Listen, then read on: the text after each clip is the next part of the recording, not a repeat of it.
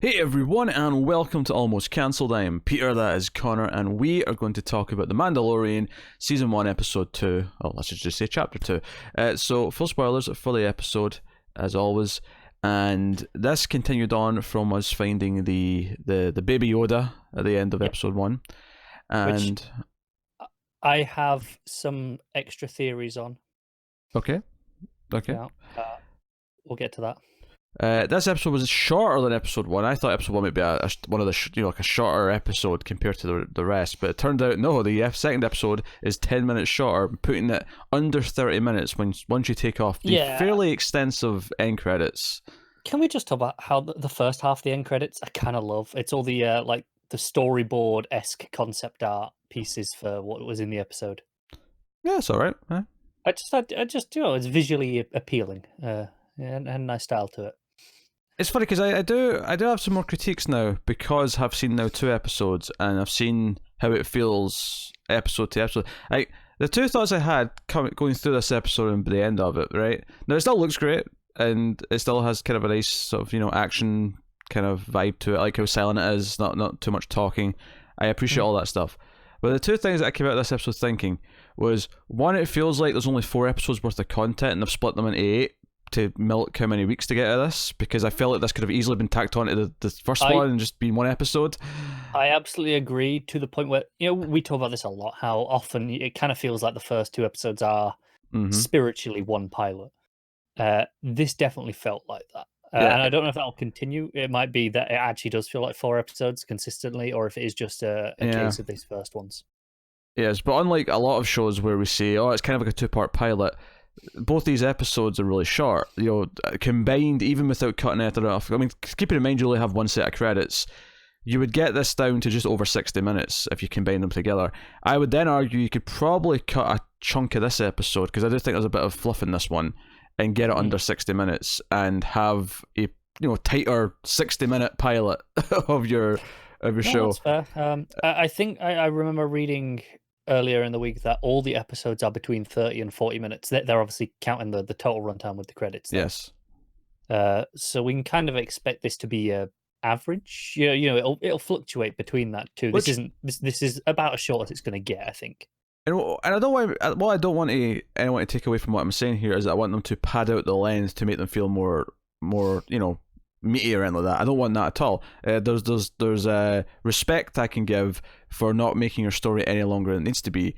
However, I did leave this episode feeling like it wasn't enough of a chunk. Like I left it feeling like that wasn't enough. It was like going for dinner and only getting the appetizer and being like, okay, we're done now. Do you know, I think you can get away with this length in some shows. I think this show is very methodical and slow paced to it, that I like. It's scene by scene. I think it feels great in that sense. But that means that ultimately there's a lot less progression per episode, because that is your runtime is slowed down essentially because of the pacing. And this episode suffers from that greatly, because this episode ultimately there's a whole action scene early on, because basically the plot of this is that after he's got the Baby Yoda, he's traveling back to his ship, and when he gets back to his ship, remind me of the names of the things. Jawas. Thank you. The Jawas from the first Star Wars movie. I mean, not literally the same ones; they're on a different planet, but you know what I mean. Like that's where we mainly know them from. Yeah. They have stripped his ship. He kind of fights them off, but they've ran off with lots of his ship. Like, I mean, the skeleton's still there, but they've got like a lot of the main parts. They've got an engine. They've got various bits and pieces. All the stuff it actually needs. Yes. And he chases after them. There's this big action scene of him, chasing after them and climbing up the side of their big vehicle. I don't even know what to call it, but Sandcrawler. There you go. And he's kind of like dusting some of them. He's pulling some of them out, and he ends up getting like shot by like 50 of them when he gets to the top and falls off before he goes back. I thought it was genuinely a funny moment when he gets to the top, and he pulls out his blaster, and then like 12 of them all just hit him with the stun guns. Yeah, it's all right. But I think this entire scene was cuttable. I think it added nothing and was pointless. I agree and disagree, in the sense that I agree that overall, to the overall narrative, it adds very little. To my entertainment factor of just enjoying watching it, it added quite a lot. Yeah, but this is the same thing. I'd pull apart every action movie where the action scenes are just there because we have to have an action scene because we want an action scene, and not because the plot actually requires one.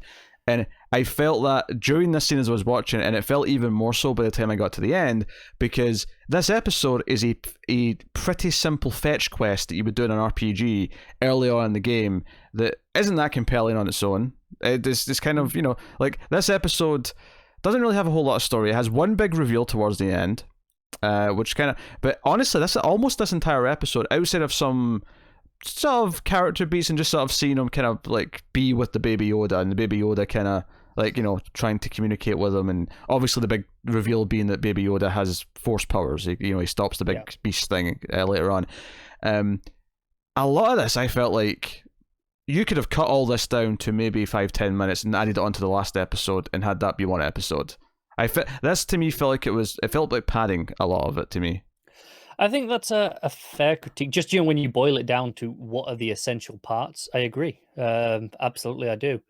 I think because I was enjoying the actual scenes themselves, I'm a bit more forgiving here in that, the slow-paced nature of it, I was quite liking. I think you get away with that right now because it's right at the start of the show. I think this is a problem the more it happens and the more it goes on, because ultimately... good slow-paced storytelling still makes everything matter. Every decompressed scene we get has something really purposeful in it and of itself. This to me, and I compared it to an RPG because I really felt like it was just giving him these obstacles that didn't need to be there. I mean, this episode, if you really want the side quest where he goes after this egg because that's what the Jawas want and that's what he has to get for them to trade back for his parts. He's not happy about it, but that's what he's going to do. You could do that without the action scene early on, like I said. You can just have him find his ship bear, go to the other guy, and have him say, "Oh, the Jawas probably took it. Let's go see them." And that cuts out, that whole 5-minute action scene. Now, I'm not saying that the action scene wasn't well shot. I'm not saying that it wasn't entertaining on a base action level. It just felt superfluous. It didn't need to be there. No, I absolutely agree, but I'm just going to circle back around to a point where the first, when we brought this up a minute ago, you said, it feels like a lot of action movies where there is just action without any kind of point, right? Yes. And yeah, that's true.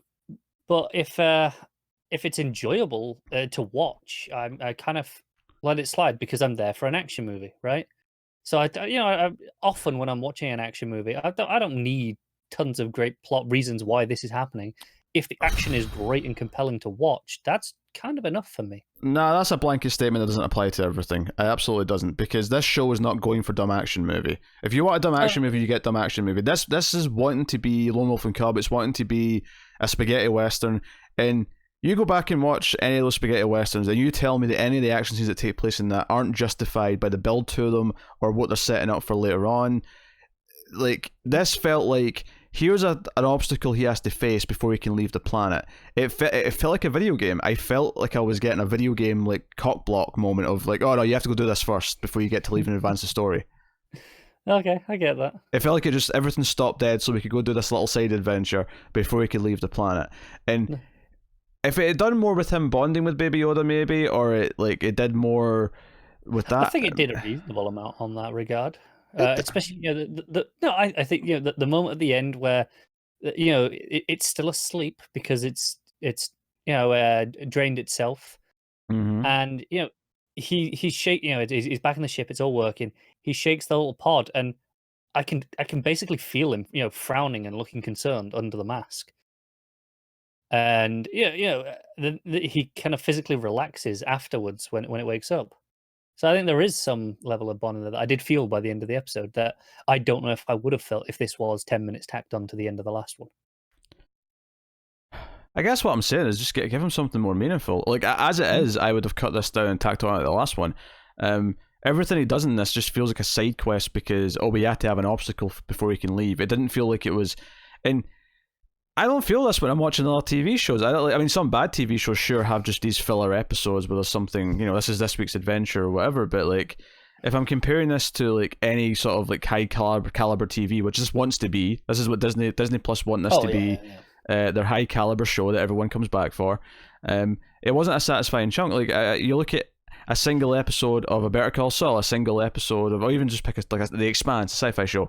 An episode has a beginning, middle, and an end, and it feels like it tells me a story in and of itself as a chapter of the overall thing. And I feel hype for more to come back.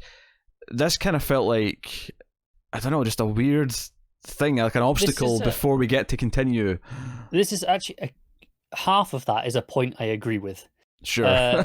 The fact that it kind of it feels a bit pointless, I guess. It's an obstacle for the sake of having an obstacle. It is, but I don't mind that so much. The part I really do agree with is when you say, this doesn't feel like a satisfying chunk as an episode. I do agree with that. I think this is probably going to make assuming the quality keeps up and and it's it sticks to landing, whatever. I assume this will make a fantastic 4-ish hour binge as a kind of a long movie. Yeah, I do not know if it will be incredibly satisfying week to week. Maybe it will when we can. Okay, now we're off this planet and we can progress into more plot. Maybe it will.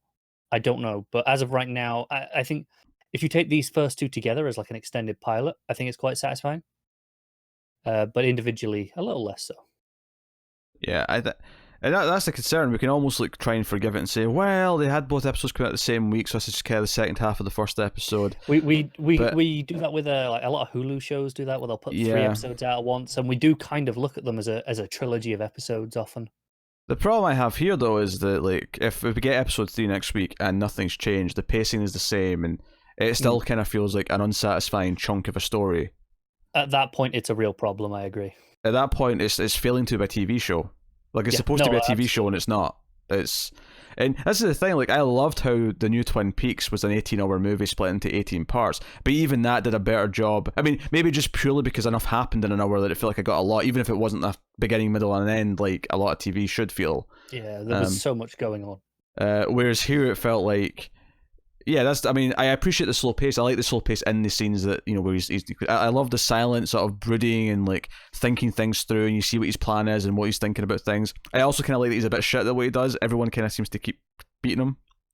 Yeah, and he's literally being trained on this planet, being like, hey, you're a Mandalorian, come on, do better than this. Yeah, the monster's throwing him around, Baby Yoda kind of saves him, the Jawas kind of, beat him, like, he keeps getting his ass whipped, and that's kind of probably the most character we've had for him, really, is that he's kind of becoming a bit of a schlub and a bit of an underdog, even though he's supposed to be a badass, but he's kind of not.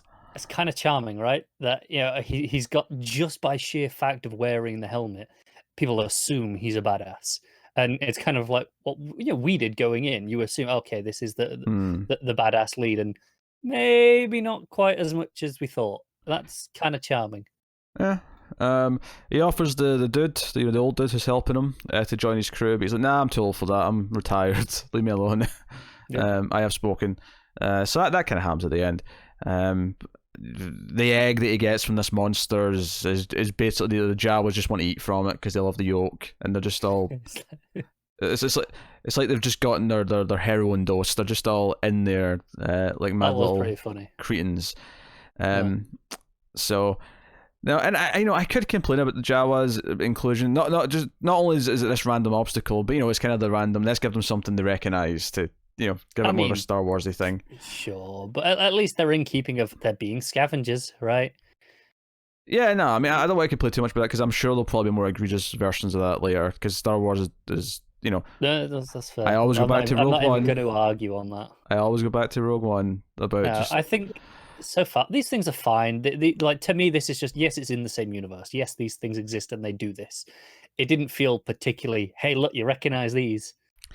Yeah, but I mean, it's a different planet. Wouldn't it be a little bit different? Wouldn't there be different types of scavengers here, or wouldn't there be? They were a little bit different actually. They were wearing darker cloaks. I'm not going to dignify that with a response. So, this episode genuinely true. Just how I saw when Baby Yoda started using the Force, in my head I went, oh, Pete's hating this now. Did you? I don't hear it. No, it's fine. I don't like the Force that much, but as I mean, a trope of like the adult who is kind of disgruntled, doesn't really want to feel anything, kind of bonds with the young kid, in this case a baby.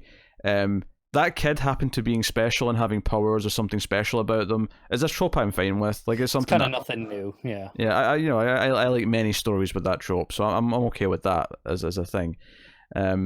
Now, it does raise the question, though. Like, I mean, this is like what, the second of Yoda's species we've met, and he's also got force powers. Like, do they all have force powers? So, some speculation that I have here. Okay. One thing I did see, someone pointed out to me is, the scientist who was with when he got hired. Yes. He had a badge on his shoulder, on his arm, and it was the same symbol that you're going to hate me for this. I'm sorry, but the viewers deserve this. The Kaminoans had for Pete and many others. They are the people who created the clone army in the prequels. They're that species. The long neck dudes. I mean, no, but yes, continue. Yeah, well, just I'm helping the people out. So there is actually maybe a reasonable chance that this is actually a clone of Yoda. Because there was always a thing in the old EU stuff that you could, cloning Force users was difficult. So it could be this is a test, and this may even actually tie into Rise of Skywalker in the sense of, okay, there's teasers of Palpatine in that movie in the trailers. So you're expecting Yoda clone to show up and fight? Well, maybe not even Yoda clone to show up. That might be a bit much, but more just the idea of this is establishing that, okay, we can clone people like that. Sure. So it could have been possible that he clones us. It's more of a setup in that nature. I wouldn't really be expecting the Yoda clone itself to show up. I'll tell you what we don't need ever again is Yoda with a lightsaber doing a fight scene, because it looked terrible. So let's never do that again. That's fair. This Yoda was pretty cute. Everyone eating says... the frog, eating the frog thing, and him like, hey, spit that out, and then just swallowing it anyway. He's all right. I don't know. Star Wars has this thing with making cute things they can sell toys of that they kind of overdo a little bit. I agree. Do you know what? I appreciate that they kept this secret, up until now. Like, don't know, there will be toys at some point. I'm sure there will. But this was something they could have very easily cashed in on pre-launch. All the hype marketing where they're selling things before it starts, as Star Wars does. I'm not gonna lie, I am impressed that the day episode 1 went out, there wasn't like that night on like the StarWarsShop.com, like, hey, pre-order your little baby Yoda. Yeah, don't get me wrong, it'll happen at some point. I'm sure it will, but I'm genuinely glad that they kept it a secret, and because it was a surprise for most of us when that happened at the end of the first episode. I didn't see it beforehand. I know there have been some articles now because people are dicks and this is the internet. They'll need to put it in your headline. That thing on your phone, where you have the news from Google. Yeah, I got a headline from that with it in, like, on maybe it was either yesterday. I think it was yesterday on Thursday. What's weird is just like, why? I occasionally get a news alert like that on my phone, and I don't like them. But like, I never get anything that's, because I know Google's all about their data and like targeting their ads at you and stuff like that. Every news item I get is always something that I have never cared about or ever looked at anything remotely related. Like, I'll get tennis results or something stupid like that. I'm like, mine are like 7 out of 10 are reasonably relevant to me, I would say. Of things I've searched from the past. Google knows a lot about me, let's be honest. It knows a lot about all of us. I'd say 7 out of 10 things are relevant to my interests. But don't get me wrong, the ads I get on YouTube, for example, there's some obviously random ones because they have to put out lots of stuff, but there are definitely ads on YouTube I get that are clearly targeted at me based on what I've been doing on the internet. Yeah. But like my things, I will get some like football results for my hometown that I occasionally look up the score for. I'll get snooker things because I like snooker. I will get Star Wars comic book stuff like that. And then I do get the odd other random thing that I have no interest in thrown in there, don't get me wrong, but mostly it's pretty good. The downside to that is when people can't control their headlines and put, hey, did you see that baby Yoda in the headline? That I can't avoid because I'm just checking the news headlines on my phone. I'm like, I'm so glad I watched that. Yeah. The show still looks good. CG again, very movie caliber. There was 1 or 2 moments of imperfection here or there that I was kind of like seeing a little bit of compared to maybe the first one. But typically the standard is very, very, very high. As a TV show goes, this is up there. Yeah, I feel like the only real comparison to it before this as a direct competitor is probably Star Trek Discovery. I feel like that was because that was probably the first show that really wowed us in terms of like, oh, this was a movie visual effects. What's happening? Yeah, oh man, like, say what you want about season 1 and especially that extended double pilot. lots of story and complaints that are fair to be had, but visually it looks fantastic. Yeah, season 1 of that show is very, very shaky. And even season 2, which I enjoyed a lot more, still has problems. It still has things to nitpick and sort of pull apart. But it'll get there, hopefully. Hopefully. But hey, so yeah, that's Mandalorian episode 2. So we'll see if it shakes these problems off in episode 3. I'm not. Yeah, I mean, if it doesn't, we'll probably call it after that, I think. Yeah, because I have to say, sitting down, I was like, okay, it's only 30 minutes, take off. And the ads, I mean, not the ads, the credits at the end are pretty long because they have that first section and the second section, and it's a good 2.5 to 3 minutes of credits at the end. So that's 27 minutes of viewing. Which, I mean, is good for us in terms of, okay, can we fit this in, sure. On top of other stuff? Because, that's short half the length of some of the other stuff we'd normally watch. But it's worth mentioning, half of this review at the current runtime was talking about the format feeling weird and off, and that's going to be something we can't talk about in a few episodes' time because it'll just be normal, and we'll have little to say. There's a lot of other characters that I know, that have been cast that we know are here with relatively big roles and been on like posters and stuff like that. I'm hoping we can get to them in the next episode and start kind of introducing them and have some other characters to play off of a bit more that will give us some more meat to discuss. But hey, there you go. That's episode 2. Let us know what you thought of the episode in the comments below. You can like and subscribe. Ding the bell on YouTube. Make sure you get your notifications. That's what I'm trying to say. You can support us by rating the audio podcast on Apple Podcasts. Give us 5 stars. It makes more people find us because they put us higher on rankings and share us out and recommend us and things like that. You can support us financially over at patreon.com/MailFuzzTV. You can do that for as little as $1 per month and get a bunch of bonuses for your effort. Exclusive episodes of some of our movie podcasts, outtakes, and then at the higher tiers you get other things as well. But you get a lot of cool stuff for just the $1. So go and have a look. Check out the content we're doing. We are reviewing Weekly Mr. Robot right now. Me and Tara are doing Watchmen from HBO. Those are both pretty good discussions for both shows right now. So a couple of good things to check out there. But yeah, that is us. So thank you once again for watching or listening. We always appreciate it. Keep watching TV, guys. Have you got any vanilla?